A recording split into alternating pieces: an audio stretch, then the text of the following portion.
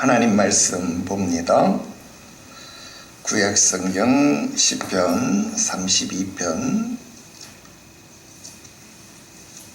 8절에 기록된 말씀.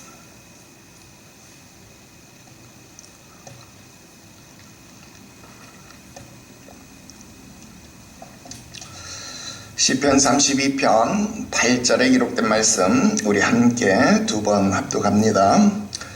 읽어요. 시작. 내가 내 갈 길을 가르쳐 보이고 너를 주목하여 훈계하리로다. 아멘. 한 번 더 읽어요. 시작. 내가 내 갈 길을 가르쳐 보이고 너를 주목하여 훈계하리로다. 아멘. 할렐루야. 오늘 계속해서 철로역정 강독 해설 86번째 시간이 되겠습니다. 지도 해설로는 6번째 시간이 되겠습니다. 자, 오늘은 이 부분에서는 마지막 부분으로 우리 의심의 성을 살펴보도록 합시다. 자, 의심의 성. 그런데 어떤 의심의 성이냐? 자, 절망거인이 드웰트 그러니까 거주했다 그런 말이죠. 거주했던 의심의 성이다 그렇게 쓰여 있습니다. 자, 그런데 이것은 단순한 지명의 표시가 아닙니다. 이 장소가 가지고 있는 영적 특성을 우리들에게 밝혀주는 또는 정의해주는 그런 문장이다. 그렇게 이야기를 해볼 수가 있겠습니다. 자, 한번 생각해 보세요. 자, 지금까지 나왔던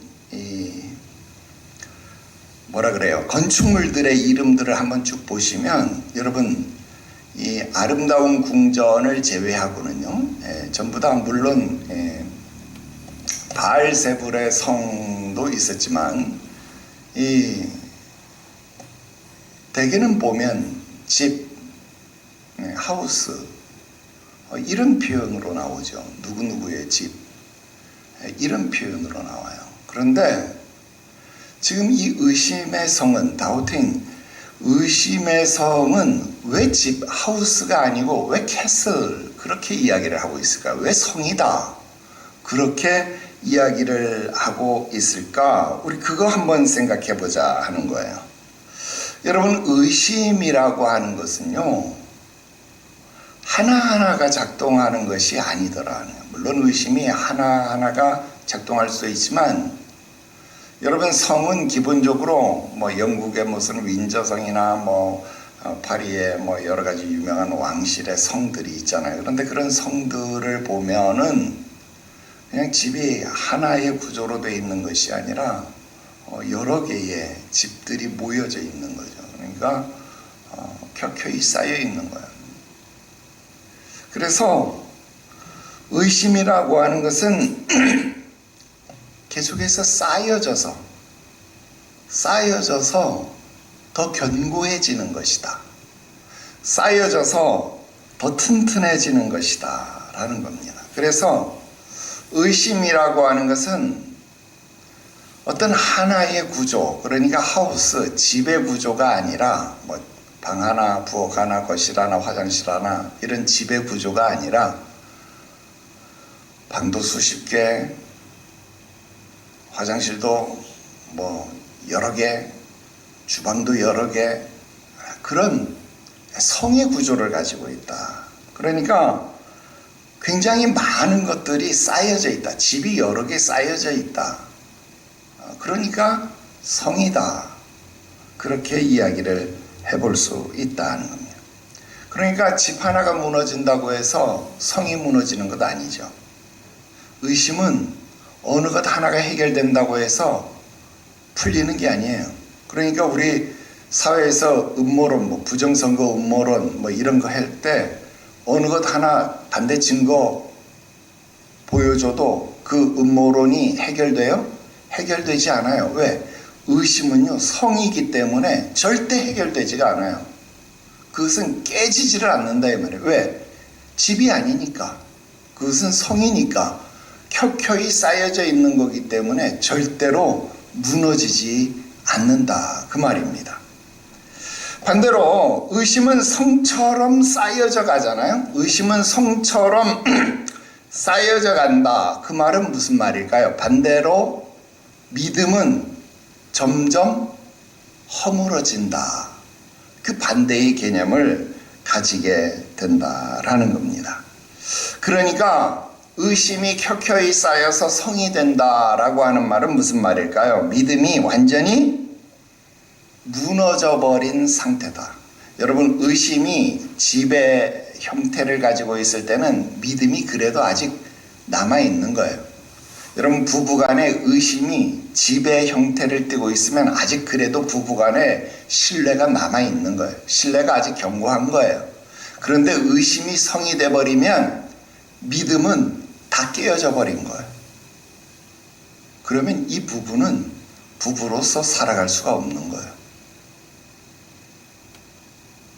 뿐만 아니라 의심이 성이 되면요, 거기에는 반드시 입주자, 그러니까 성주가 나타나게 되겠죠. 그죠? 성주가 나타나게 된다 하는 거예요. 그런데 그 성주의 이름, 이 의심의 성에는 누가 사는가? 그 성주의 이름이 누구냐면 바로 절망이다 하는 거예요. 절망이 거주했다.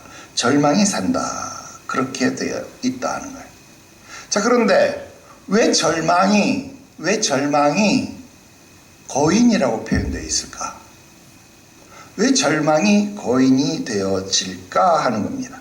여러분, 의심이 성으로 켜켜이 쌓여져 나갈 동안 그 성주도 어떻게 됐을까요? 그 집에 살고 있는 집주인도 점점 자라나는 거예요. 그러니까 성주도 점점 자라나서 뭐가 되느냐면 자이언트가 되는 거예요. 거인이 되는 겁니다. 그러니까 절망은 거인이 되는 거예요. 그래서 절망 거인이 되어져 버리는 것이다 라는 겁니다.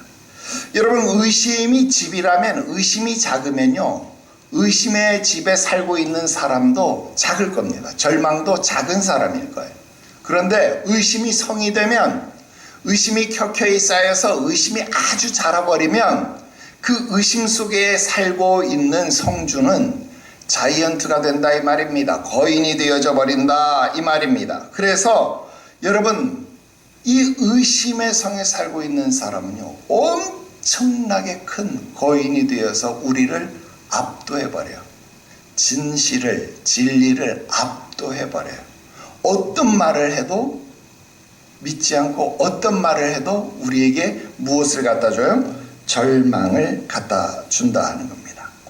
자, 여러분, 항상 실망을 안겨다 주는 사람이 또 의심받을 짓을 했다라고 여러분 칩시다. 그럼 사람들은 뭐라고 이야기해? 뭐 늘 그렇지 뭐. 여러분, 항상 의심받는 짓을 하는 사람은 실망도 어때요? 적어요. 그죠? 그런데 의심이 많으면 절망도 아주 거인이 되기 때문에 우리를 압도하게 되어져 버린다라는 거예요. 그래서 여러분 한번 잘 생각해 보세요. 의심이 싹 튼 곳에 여러분 희망이 있는 것을 본 적이 있나요? 믿음이 있는 것을 본 적이 있느냐 하는 겁니다. 여러분, 의심이 성이 된 곳에는요, 의심이 자라난 곳에는요, 항상 뭐만 있느냐? 절망만 있다 하는 겁니다. 여러분, 부부 사이에도 의심이 싹 트면요, 절망이 다가옵니다. 서로에게 사랑이 커져가는 것이 아니라 점점 실망하게 돼요.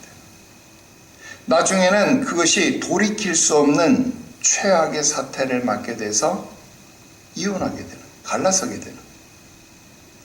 여러분, 교회 안에 의심의 싹이 트게 되면요, 그 공동체가 어떻게 될 것 같아요? 괴멸하게 됩니다. 그 공동체가요, 무너지게 된다 하는 겁니다. 여러분, 항상 의심의 눈을 가지고 목회자를 바라보니까, 교회를 바라보니까 교회 가도 은혜가 없어요. 목사의 설교를 들어도 은혜를 받지 못해요. 아이고, 말만 저렇게 하지. 아이고, 또 저 소리 하지. 여러분 이렇게 의심의 눈초리를 갖기 때문에 절대 은혜를 받지 못해요. 설교는 은혜의 방편으로 우리에게 주신 것인데 의심이 싹 터버렸기 때문에 설교의 은혜를 못 받아요. 절대 못 받습니다. 의심이 싹 터버리면 이미 끝난 거예요. 결국 공동체 안에 거할 수 없게 되고 교회를 떠나게 된다 하는 겁니다. 자, 우리 교제에서 봤죠. 크리스찬과 소망씨가 이 의심의 성에 갇혔습니다. 절망거인에게 한 대 맞았어요. 한 대 맞고 그들이 어떻게 됐어요? 죽을 뻔했다. 그냥 움직이지 못할 정도로 흠씬 두들겨 맞고 거의 죽을 뻔했다. 그렇게 기록합니다. 여러분, 절망이 우리를 두들겨 패면요, 움직일 수가 없어요. 꼼짝달싹 못합니다. 그 아픔을 참을 수 있는 사람이요, 이 세상에 없다 그 말입니다. 또한 의심은요, 성이라 그랬잖아요. 성을 이루고 있기 때문에 집들이 많아. 그러니까 집에는 뭐가 많아요? 문이 많아. 문이 많이 있기 때문에 문을 하나 열어도, 문을 하나 풀어도 문이 또 있고 문이 또 있고 문이 또 있어. 그래서 탈출이 어려워요, 쉬워요? 어려워요. 지금 크리스천과 소망씨가 지하 감옥에 갇혔다 이 말입니다. 지하 감옥에서부터 나오는데 문이 얼마나 많아요? 못 나오는 거예요. 의심의 감옥을 탈출할 수가 없는 거예요. 그래서 여러분, 의심하는 사람을요, 풀어주기 위해서 답변을 하는데도 어려운 게 보통 어려운 게 아니에요.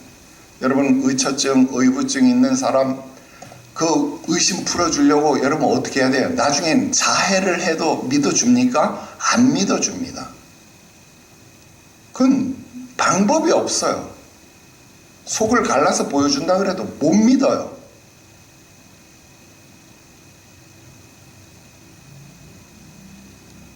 여러분, 의심의 성을 탈출하는 방법은 딱 하나밖에 없습니다. 뭡니까?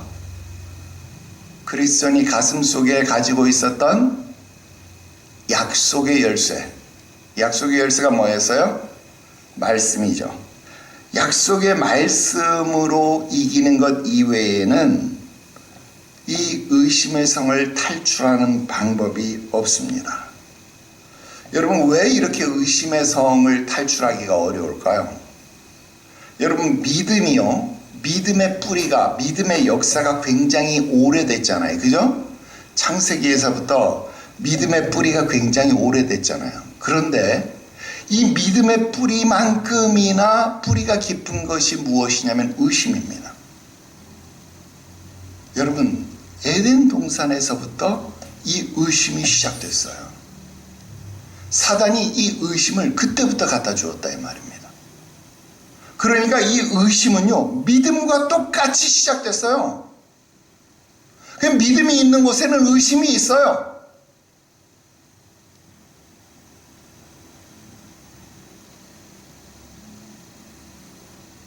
그래서 의심이라는 것 결코 만만히 볼 상대가 아닙니다. 그래서 의심은요, 그 싹부터 잘라내지 않으면 안 된다 그 말입니다.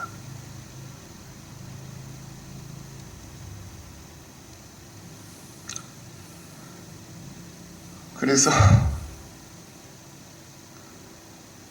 나보고 사람들이 물어요. 어떻게 하면 되냐? 그냥 속으라고 말합니다. 나는 속는 거 아니냐? 예, 차라리 속는 바보가 될지언정 의심의 성에 포로로 갇히지 말라 그 말입니다. 그럼에도 불구하고 속는 바보가 되지 않는 방법을 알려드릴게요. 그게 뭐냐? 성경이 우리에게 가르쳐준 방법입니다. 공의로우신 하나님께 맡기는 겁니다. 예를 들어서 제가 여러분들에게 자주 설명드린 거예요. 내가 헌금하는 것도 그렇고, 교회에서 선교비, 아니면 목회자에게 드리는 여러 가지 비용 똑같습니다. 선교비를 지원하면서 명분은 좋아. 우리가 정성 들여서 드린 헌금이 잘못 쓰이면 어떻게 하냐고. 잘못 쓰이면 어떻게. 말은 좋아. 누가 하나님이 여러분 보고 그 헌금 제대로 쓰이는지 잘못 쓰이는지 검사하라고 하나님이 여러분 앞에 그런 권한을 줬어요? 그런 월권 하지 말아요. 나 그거 월권이라고 생각해요. 여러분, 교회에서 선교비로 지출한 순간요, 그거 우리 손 떠난 겁니다. 반대로 내가 하나님 앞에 헌금 드린 순간 그거 내 손 떠난 겁니다. 그렇게 생각하면 내 마음에 의심이 들지 않아요. 그 다음부터는 누구 책임이에요? 그거 잘못 썼다? 그럼 그 선교사님, 그 목회자, 그 사람이 하나님 앞에 심판받는 거잖아요. 그죠? 공의로우신 하나님, 살아계신 하나님 믿는다면 우리는 그분 앞에 심판의 권한을, 심판의 주권을 내어 맡기고 우리는 의심하지 말아야죠. 그래야 내가 의심의 성에 포로로 안 잡힌다 이 말입니다. 남을 정죄하지 않고 그 포로로 안 잡힌다 이 말입니다. 이거 잘못 쓰지 않을까? 이렇게 보다가 내가 왜 그 포로로 잡히고 그 막 의심하다가 왜 이 어리석은 짓을 왜 하느냐 이 말입니다. 그렇게 해서 한번 이거 진짜 사람이니까 혹 실수할 수 있잖아요. 그냥 사람이니까 영수증 처리하려고 했는데 영수증 어디 갔는지 못 찾아가지고 빨래할 때 같이 이렇게 들어가지고 영수증 처리 못했을 수도 있잖아. 혹 그럴 수 있어요, 없어요? 그럴 수 있다 이 말입니다. 진짜로 사람이니까 혹 그럴 수 있어요. 그런데 그랬다고 그거 어디서 하나 딱 발견해서 영수증 없는데 이렇게 했네. 그날부터 의심이 막 안테나가 2개, 3개가 막 작동해가지고 여러분 그러면요 그 다음부터는 설교에 은혜를 못 받습니다. 그럼 누구만 손해예요? 나만 손해인 거예요. 하나님이 나에게 은혜의 방편으로 주신 것을 나만 못하는 거예요. 근데 내가 신앙의 경험으로 또 내가 부모님 앞에 받은 신앙의 유산으로 봐도요, 헌금을 잘못 사용하면 하나님 절대로 가만히 안 놔둬요. 그럼 가만히 그냥 지켜보면 돼요. 그러니까 여러분들이 그걸 일일이 막 감시 안 해도 하나님이 다 알아서 처리한다 이 말입니다. 그래서 여러분 선교비로 지출냈다 그러면 그 다음은 선교사님 또는 선교단체 거기 책임이죠. 여러분 불우이웃돕기 했더니 불우이웃돕기 거기서 횡령이다 뭐다. 나 이제 불우이웃돕기 안 해. 그거 안 하면 누구만 고통을 받아요? 불우이웃들만 고통을 받는다 이 말입니다. 그러면 안 된다 이 말입니다. 여러분 하나님 앞에서 그들이 반드시 회개할 날, 즉 계산할 날이 온다 이 말입니다. 내가 관여할 바가 아닙니다. 하나님 앞에 맡기면 될 일을 내가 괜히 의심하고 따지지 말자 이 말입니다.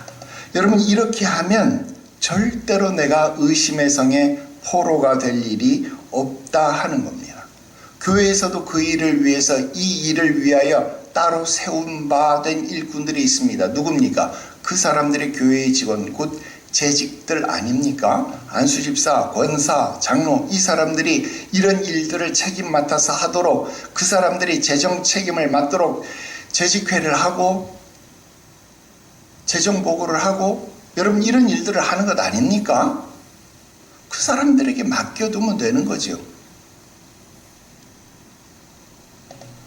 여러분 의심 키울 필요가 없다 그 말입니다. 우리 교회는 재정이 투명하지 않아서 나 11조 안 해. 11조 안 하면 여러분만 손해고 여러분만 하나님 앞에 책망받는 겁니다. 그런 짓 하지 말아요. 여러분 하나님은 공의로우신 하나님입니다. 여러분 우리 에스라서에서 성전의 그릇 하나 숫자까지 다 기록하신 것 우리 보았잖아요. 그죠? 하나님은 절대로 틀리지 않는다. 여러분 흔들리지 마시기를 주 예수의 이름으로 축원합니다.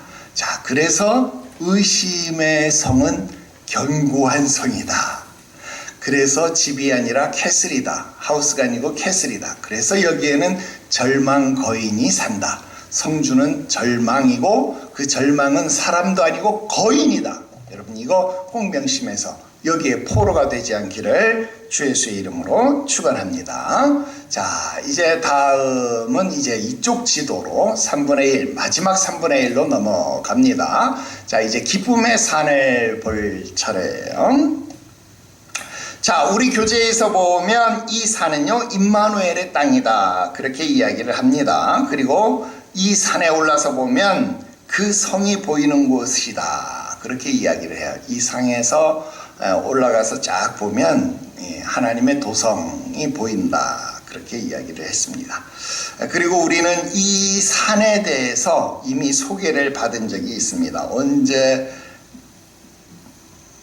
이 산에 대해서 소개를 받았느냐? 여러분 크리스천이요 고난의 언덕에 올랐을 때 언덕에 올랐을 때 어디에 들어가게 됩니까? 아름다운 궁전에 들어가게 됩니다. 기억하죠? 자, 아름다운 궁전에 들어가서 들어갈 때 뭐 문지기를 만났고 거기서 교회 직원인 처녀들 3명 처녀를 만났고 그 처녀들하고 뭐 이렇게 막 이야기하고 저녁 만찬을 통과하고 잠을 자고 아침 일찍 일어나서 그 다음 도서관을 지나갔고 무기창고 들렸고 그 다음 마지막 높은 성루에 올라가 가지고 그들이 무엇을 바라보았느냐? 바로 이 기쁨의 산을 바라보았다 그렇게 이야기를 했습니다. 자, 그때 크리스천이 소개받았던 곳이 바로 이 기쁨의 산입니다. 자, 먼저 큰 글씨로 산 중턱에 그리고 산 아래 보니까 디렉티블 마운틴즈 이렇게 쓰여 있습니다. 아주 만족스러운 그러니까 즐거움을 주는 기쁨의 산 뭐 그렇게 쓰여 있습니다. 우리 교재에는 기쁨의 산 그렇게 번역이 되어져 있습니다. 뭐 이것을 뭐 우리가 좀 성경적으로 한 번 더 풀어서 번역을 하면 어떻게 번역을 할 수 있을까요? 영적 만족을 주는 그러니까 축복의 산, 기쁨의 산이니까 그런 복된 산 뭐 그렇게 표현을 할 수 있겠고 지금 우리 찬송가에 보면 참 즐거운 노래를 늘 높이 불러서 이 찬송가 있죠? 그 찬송가에 보면 그런 가사가 있습니다. 복 주실 산에 올라 멀리 바라보니 나 건너갈 요단강 뚜렷이 보이네 참 아름다운 노래 늘 높이 부르세 그랬잖아요. 그 복 주실 산에 올라 그 복 주실 산이 바로 이 기쁨의 산입니다. 옛날 찬송가에는 축복의 산에 올라 멀리 바라보니 나 건너갈 요단강 그 축복의 산 성경적으로 목회적으로 한 번 더 풀어서 번역을 해본다면 이 기쁨의 산은 그렇게 축복의 산, 뭐 복된 산 그렇게도 번역이 가능하겠다 그런 말씀을 또 드려봅니다. 자, 아무튼 크리스천하고 소망씨가 이 기쁨의 산, 축복의 산에 도착을 합니다. 도착을 해서 누구를 만납니까? 목자들을 만납니다. 목자들이 우리 지난 시간에 여기 보니까 우리 양우리가 있었잖아요. 여기 생명수 강가에 푸른 초장과 생명수 강가에 보면 이 양우리가 있었는데 양우리가 지금 비어 있잖아요. 텅텅 비어 있는데 양들을 끌고 어디로 갔을까요? 바로 이 기쁨의 산에 목양하러 갔다 이 말입니다. 목양하러 여기로 갔는데 여기 이 목자들이 있었다 그 말이죠. 그래서 여기서 목자들을 만납니다. 목자들이 4명이 있었는데요. 목자들의 이름 기억합니까? 목자들의 이름은 지식, 경험, 경계, 신실 이렇게 4명의 목자들을 만납니다. 자, 목자들의 이름이 있는 이유는 뭐라 그랬어요? 목회자의 4가지 덕목, 목회자의 4가지 자격 요건이 이것이다. 그런 말씀을 우리가 드렸던 적이 있습니다. 첫째는 뭐라 그랬어요? 아이고 미안해요.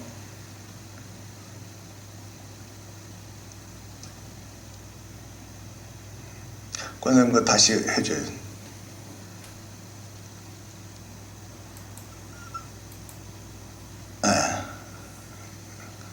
놔두면 사라져요. 목자들의 네 가지 자격 요건이 있다 그랬어요. 첫 번째는 지식이라 그랬는데 어떤 지식? 진리를 아는 지식. 그래서 목회자는 성경적 지식이 충만해야 된다. 그런 이야기 우리 했었고, 그 다음 두 번째는 경험 그랬는데 어떤 경험? 신앙에 대한 실제적인 경험, 구원에 대한 실제적인 경험이 있어야 된다. 그런 이야기였고요. 세 번째는 경계, 뭐 이런 이야기를 할 수 있는데 깨어있는 분별력 혹은 경계, 그것이 있어야 된다. 그래서 복음의 수호자, 교회의 수호자가 되어져야 한다. 그런 말씀했고요. 네 번째는 신실함, 그렇게 얘기했는데 거짓이 없는 진실한 마음, 그런 것이 있어야 된다. 이야기를 했습니다. 자, 여러분들의 목자에게서 이런 자격이 발견되어야 진짜 목자라고 할 수 있겠다 하는 겁니다. 여러분 마지막 때를 우리가 살아가고 있지요. 그래서 성경의 이 마지막 때의 특징을 무엇이라고 말합니까? 사꾼 목자가 등장한다. 거짓 교사가 등장한다. 그렇게 이야기를 합니다. 그래서 이때에는 여러분들이 진짜 두 눈을 부릅뜨고 무엇을 해야 되느냐? 진실한 목자를 찾아야 된다. 진실한 목자를 만나야 된다. 그것이 굉장히 중요한 일이 되어진다 하는 말씀 그때도 드렸습니다. 자, 이 기쁨의 산에 도착해서 4명의 목자들을 만나가지고 크리스찬하고 소망씨가 제일 먼저 간 곳이 있었습니다. 제일 먼저 간 곳이 어디냐면 바로 오류의 언덕입니다. 오류의 언덕. 자, 그림에서 보면 오류의 언덕이 어딜까요?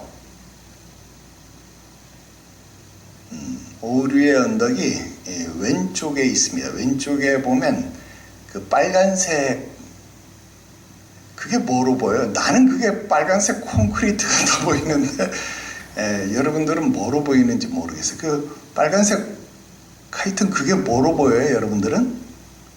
내가 콘크리트라 그러니까 여러분도 콘크리트로 보일지 모르겠는데 그게 콘크리트가 아니고 구덩이, 낭떠러지입니다. 낭떠러지. 입체감이 나는 콘크리트 벽처럼 보이는데 그게 낭떠러지입니다. 그 길이 쭉 이어져 있잖아요. 작은 정자 같은 것이 있는데 거기에서부터 길이 이렇게 이어지다가 그 빨간색 거기 이 흙더미 같은 데로 뚝 떨어지잖아요. 거기서 길이 딱 끊기잖아요. 그게 오류의 언덕입니다. 그 언덕을 지나서는 그 빨간색 낭떠러지로 떨어지는 겁니다. 이 오류의 언덕은 여러분 단순히 위험한 지형이 아니라 여기 보면 다 녹색, 그러니까 이 잔디 같은 그런 녹지인데 거기만 지금 뭐예요? 진흙이잖아요. 거기만 이제 나무도 없고 풀도 없고 낭떠러지예요. 협곡이에요. 거기만 위험한 곳이 되어지죠. 진흙구덩입니다. 여기가 오류 언덕입니다. 여기가 단순히 지형이 위험해서 위험한 오류의 언덕이 아니라 이곳은 잘못된 교리 또 잘못된 길의 결과다라는 겁니다. 자, 왜 이렇게 생겼어요? 잘못된 오류라고 하는 것은 분명히 길처럼 보인다 이 말이에요. 길처럼 보여서 그 길로 쭉 따라갔는데 가보니까 길이 갑자기 끊어졌다 그 말입니다. 그래서 오류는 길처럼 시작되지만 결국은 낭떠러지가 되는 것, 그게 오류지요. 그래서 잘못된 교리, 이단이라고 하는 게 뭐예요? 결국 끝이 다른 거다 이 말이에요. 끝이 다른 거예요. 끝이 죽음, 낭떠러지로 이어지는 것이다 이 말이에요. 잘못된 교리, 잘못된 길의 결과가 바로 오류의 낭떠러지로 이어지는 것이다 하는 겁니다. 자, 그 다음 지도 중앙에 보니까 하얀 집이 있지요. 자, 하얀 집이 있는데 그 옆에 뭐라고 쓰여 있냐면 팰리스, 궁전이다, 그렇게 쓰여져 있습니다. 자, 궁전이라고 쓰여져 있는데 여기가 뭐 하는 곳이냐? 궁전인데 여기는 바로 목자들이 거처입니다. 목자들의 거처. 자, 아까 우리가 이야기했던 고난의 언덕에 있었을 때에는 거기도 팰리스가 있었죠. 거기에 팰리스는 팰리스 뷰티풀 그렇게 돼 있어요. 아름다운 궁전 그랬다 이 말. 아름다운 궁전. 자, 그런데 지금은 그냥 팰리스. 아름다운이라는 말, 뷰티풀이라고 하는 말이 사라져 버렸습니다.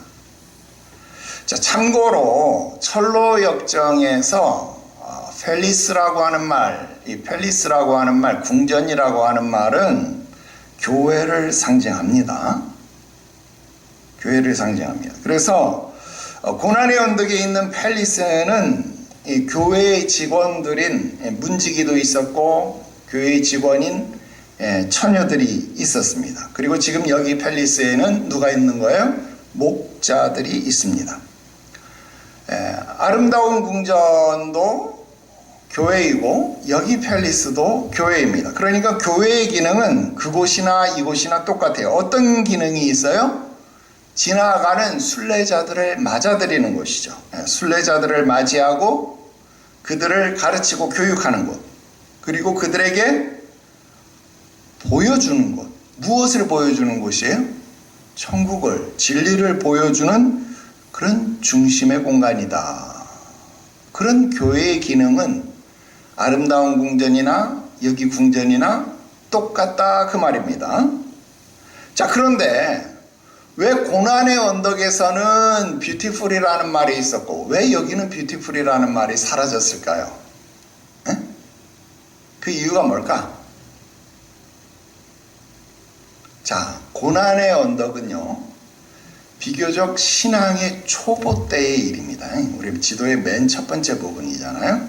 신앙의 초보 때에는 아름다운 것을 보고 아름다운 것을 말해 주어야 하지요. 그러니까 우리 사람으로 따지면 유아기 때에는 신령한 젖을 먹이고 신령한 젖으로 키워야 되잖아요. 그죠? 바울의 표현에 의하면 신령한 젖으로 키우는 겁니다. 그러니까 아름다운 궁전, 아름다운 교회의 모습을 보일 수 있는 겁니다. 그러나 지금 여기 기쁨의 산 지도의 맨 마지막 부분으로 왔을 때 정도 되면 신앙이 어떻게 된 거예요? 이미 클 대로 신앙이 자라난 상태죠. 이미 장성한 분량에 이르렀기 때문에 이제는 더 이상 젖만 먹어서는 안 되는 거예요. 이제는 무슨 식물도 먹어야 돼요? 단단한 식물, 거친 식물도 먹을 줄 알아야 되는 거죠. 더 이상 아름다운 것만 보여주어서는 안 되는 거죠. 이제는 잘못된 것 또는 추한 것 이런 것도 바라보고 분별할 수 있는 그런 상태가 되어졌다라고 하는 것입니다. 그래서 여기에는 뷰티풀이라고 하는 말이 빠져 있습니다. 여러분, 뷰티풀이라는 말이 빠졌다고 해서 여러분 이곳이 아름답지 않으냐? 그렇지 않습니다. 여러분, 교회는 본질적으로 아름답습니다. 왜? 교회는 그리스도의 몸이기 때문에 그렇습니다. 그래서 이곳의 이름이 뭐예요? 팰리스, 궁전이다 이 말입니다. 팰리스는 누가 사는 곳이에요? 왕이 사는 곳. 그래서 팰리스라고 하는, 그리스도의 몸이기 때문에 이곳은 궁전인 거예요. 아름답다라는 말이 빠졌다고 해서 이곳이 왕이 살지 않는 곳이 아니다 이 말인 것을 여러분들은 알아야 합니다. 그래서 그리스도의 몸이기 때문에 그곳이나 이곳이나 여러분 어때요? 똑같이 아름다운 곳이다. 다만 이곳은 이제는 신앙이 성숙했기 때문에 단단한 것도 가르치고 단단한 것도 보여주고 거친 것도 가르치고 보여줄 수 있는 그러한 곳이다 라는 것을 말씀할 수 있다 하는 겁니다. 자, 그 다음, 자, 지도 우측 하단에 글씨가 선명하지 않아요. 그래서 제가 흰색으로 표시를 해놨습니다. 지도 화면의 지도를 보세요. 거기 보면 우측 하단에 보면 거기 뭐라고 써 있냐면 The way to hell, 지옥으로 가는 길, 그렇게 쓰여져 있습니다. 자, 여러분, 우리 사망의 음침한 골짜기, 거기에 보니까 The mouth of the hell 그렇게 나왔던가요? 지금 지도에서 안 보이는데 어쨌든 거기에도 보면 여러분 뭐라 그래? 지옥의 입구, 그런 말 있었어요. 자, 그런데 지금 이곳은 기쁨의 산이잖아요. 축복의 산이잖아요. 좋은 곳인데 왜 좋은 곳에 지옥으로 가는 길이 있을까? 여러분, 이것도 의문 아닙니까? 여러분, 끝까지 잘 왔다고 해서 안심해서는 안 된다, 그 말입니다. 여러분, 끝까지 잘 왔어도 길을 잘못 들면요, 오류의 언덕으로 빠질 수도 있고 지옥으로 갈 수도 있다, 그 말입니다. 그래서 여러분, 길을 잘못 들면 언제든지 목적지는 바뀔 수 있다. 여러분, 그 사실을 알아야 합니다. 그래서 항상 왕의 대로를 따라서 직진해야 합니다. 바르게 가야 된다. 여러분, 그것을 우리는 항상 생각해 봐야 할 것입니다. 그래서 지금 이 눈에 잘 보이지 않지만 이 문구, 지옥으로 가는 길, 이 문구는요, 우리가 경험했던 그 어떤 경고의 문구보다도 아주 강력한 문구가 될 수 있다. 그래서 선줄로 생각하는 자는 넘어질까 주의하라. 여러분, 이 말을 여러분 꼭 기억해야 할 것입니다. 목회자들도 마찬가지죠. 목회를 일평생 잘했습니다. 그런데 마지막 은퇴 시점이 다가와서 또는 은퇴가 가까워서 넘어지는 사람들을 나는 수도 없이 많이 보았다, 이 말입니다. 그러니까 장담하지 말아야 된다는 거예요. 끝까지 바울처럼 나의 달려갈 길을 다 마치고 믿음의 선한 싸움을 싸웠다. 이제 나는 주님 앞에 의의 면류관을 받을 것만 남았다. 그 고백을 할 수 있을 때까지 찬송가 가사가 우리에게 가르쳐 주는 것처럼 우리들 손에서 믿음의 검을 치우지 말아야 된다는 것, 여러분 꼭 기억하시기를 주 예수의 이름으로 축원합니다.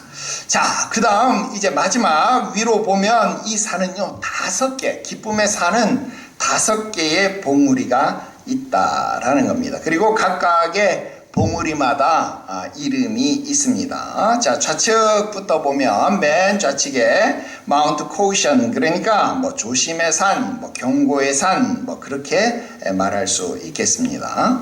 목자들과 순례자들은 이 산봉우리에 올라갔습니다. 올라가서 여기에서 무엇을 봤나요? 소경들이 무덤가에서 헤매이고 있는 것을 보았더라 하는 것입니다.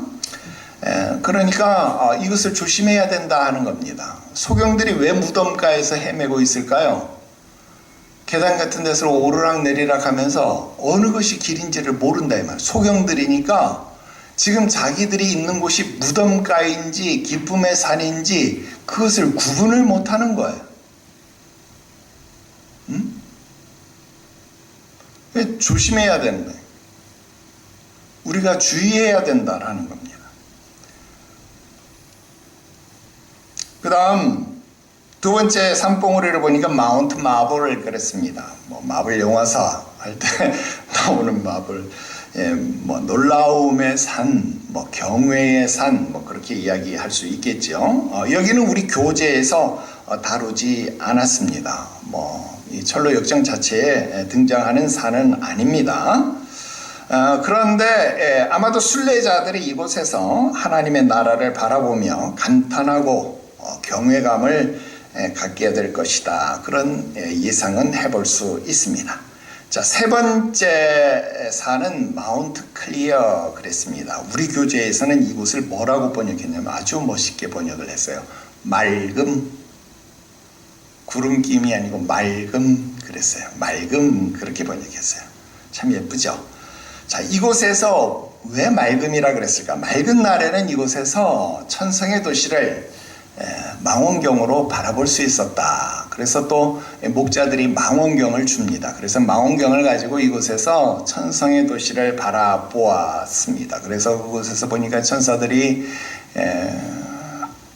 황금문 앞에서 오르락 내리락 하는 모습들을, 왔다 갔다 하는 모습들을 그들이 바라볼 수 있었다 하는 겁니다.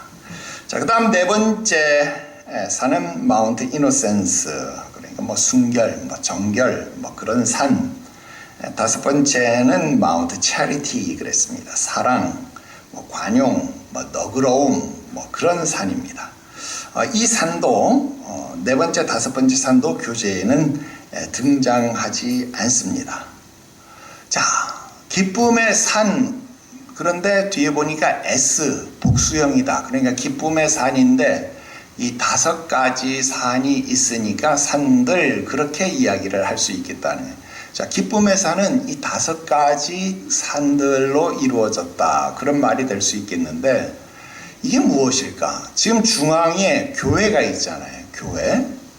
자, 우리 고난의 언덕에서 교회의 기능은 도서관에서, 무기창고에서, 그 다음 성루에서 주의 만찬을 통해서 확인하고 주의 만찬을 통과하게 하고 또 도서관에서 지식을 가르치고 무기창고에서 무장하게 하고 기쁨의 산을 바라보게 하고, 여러분 이런 교회의 기능이 있다고 한다면 지금 이 기쁨의 산에 있는 교회에서는 어떤 기능이 있느냐? 아까도 이야기했지만 이곳은 아름다운 궁전이 아니었잖아요. 이곳에서는 거친 것도 단단한 식물도 가르쳐야만 하는 그런 교회잖아요. 그러니까 이 교회에서는 적어도 이 다섯 가지 신앙의 목표는 가르칠 수 있어야 되겠다 하는 겁니다. 그래서 이 다섯 가지 산의 이름은 이 교회에서 적어도 장성한 그리스도인의 신앙 덕목으로서 이 다섯 가지는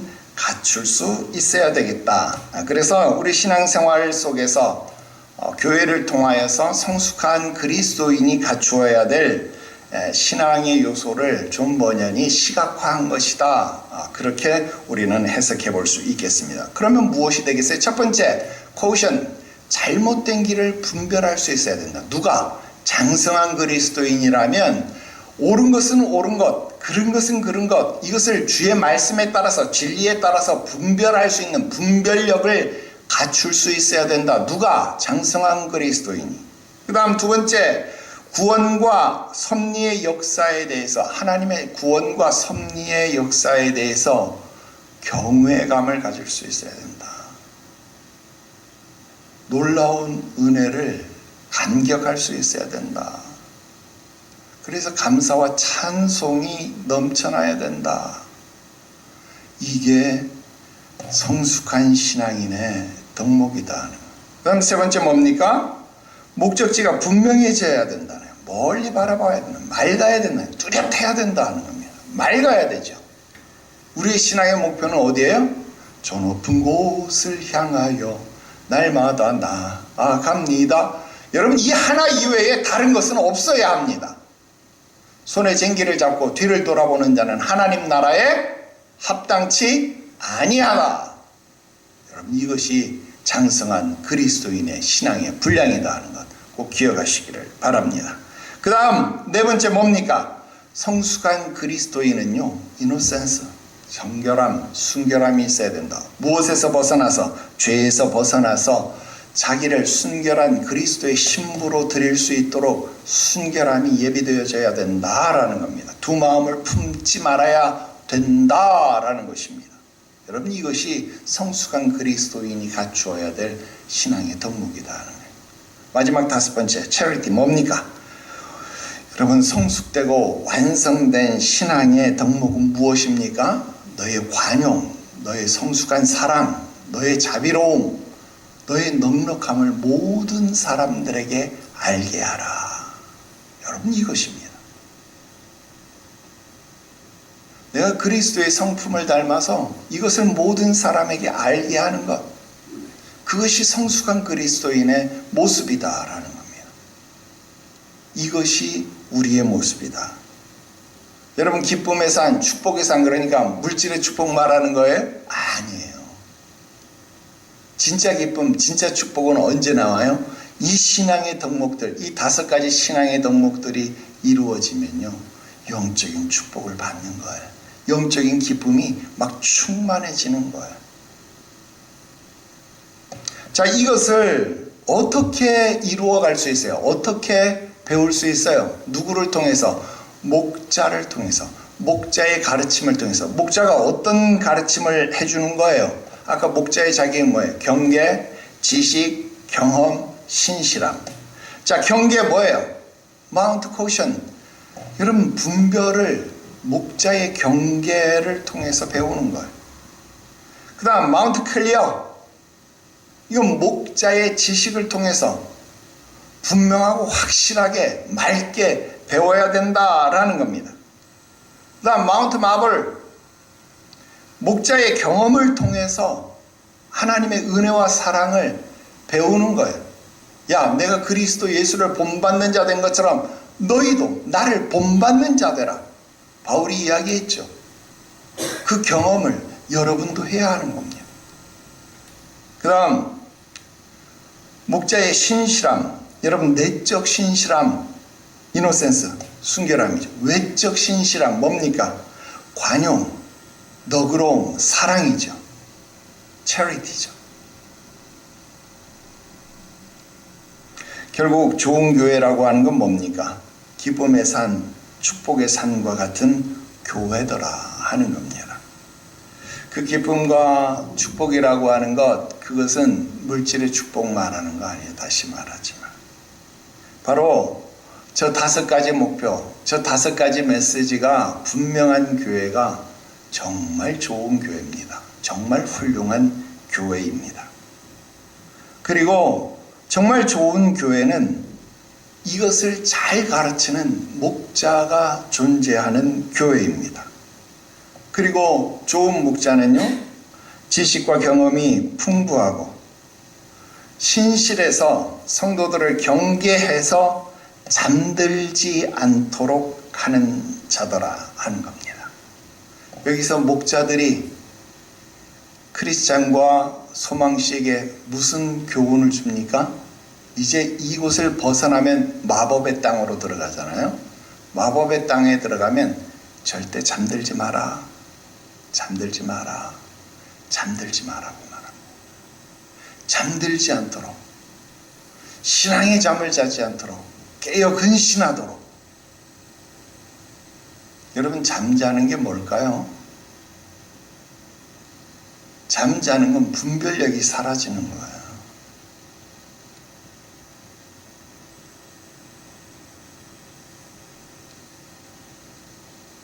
성도들이 분별력을 잃지 않도록, 이 세상을 바르게 읽도록, 하나님의 나라를 바르게 읽도록 가르치는 겁니다. 그런 의미에서 우리 교회는 참 좋은 교회고, 부족하지만 여러분들의 교회 목사는 좋은 목사가 되려고 정말 노력하는 목사고, 아니래도 여러분들은 아멘으로 받아야 돼요. 그래야 여러분들이 행복한 거예요. 나도 참 좋은 장성한 분량의 성도들 만났고, 그래서 우리 그렇게 행복하게 지금 공동체가 의심의 성에 포로로 잡히지 않고 믿음으로 잘 가고 있는 거예요. 여러분, 우리 이제 요 단계 벗어나서 마법의 땅 지나고 뷸라의 땅 지나서 여러분 저 천성문에 같이 도착합시다. 그럼 되는 겁니다. 그러면 여러분들은 성공이고 나도 성공이고 얼마나 좋습니까? 오늘은 여기까지 공부했습니다. 기도드립시다. 거룩하신 하나님 아버지, 은혜와 사랑을 감사합니다. 세상에 많고 많은 사람, 수많은 인생들 가운데서 우리를 특별히 선별하여 부르시고 택하셔서 주의 전에 심어주시고 믿음의 일꾼이 되게 하신 것을 감사합니다. 부르심에 합당한 자 되게 하여 주시옵소서. 원하옵나니 의심의 성에 포로로 잡히는 일 없게 하여 주시옵시고, 기쁨의 산까지 믿음으로 달려가게 하시옵소서. 주의 손 붙잡고 기쁨으로 주와 같이 길 가는 것 즐거운 일 아닌가 찬송 부르며 전진하게 하여 주시옵소서. 잘 훈련받고 믿음으로 전진하는 우리 되게 하여 주셔서 주님 앞에 섰는 그날 분명한 믿음의 증거를 내놓을 수 있는 우리 모두 되게 하여 주시옵소서. 거룩하신 구주 예수님의 이름으로 기도드리옵나이다. 아멘.